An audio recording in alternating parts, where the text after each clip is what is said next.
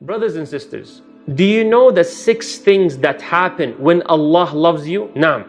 Allah subhanahu wa ta'ala says in a hadith that is authentic, وَمَا يَزَالُ عَبْدِي. Allah says, my slave continues to come closer and closer to me through voluntary deeds حَتَّى أُحِبَّهُ, until I love him.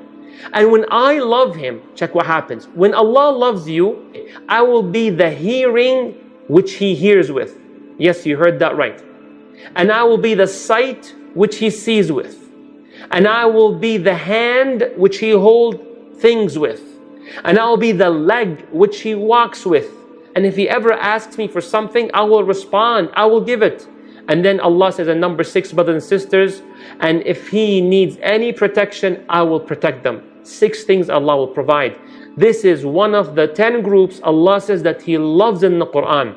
Al-Muqsitin, the ones who are fair, the ones who uphold justice, brothers and sisters. Rasulullah sallallahu alayhi wa sallam, he said, those who are fair, those who are just, where will they be?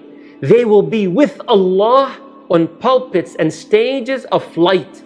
They will have VIP seats with Allah subhanahu wa ta'ala. Then who are they? They will have 3 attributes. I want you to focus with me and be honest which of the 3 you have. May Allah make you have all 3. Those who are fair in the way they judge, whether between children, between students, in any situation.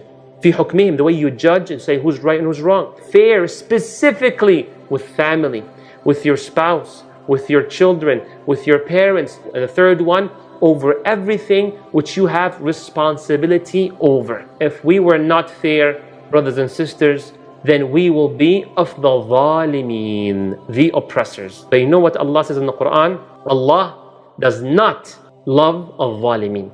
The zalimeen, there's no balance. You see the fish here, for example? Where's the water? It's struggling. This is like torture.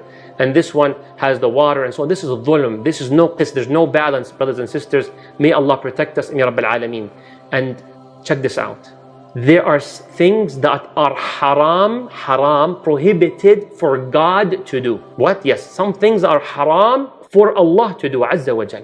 Allah says in the hadith, I made oppression prohibited on me. I'm not allowed to oppress. Allahu Akbar. And I made it prohibited. It's a major sin amongst you who do not oppress one another. And Allah says across the Quran, Wallahu la yuhibbu al-zalimin.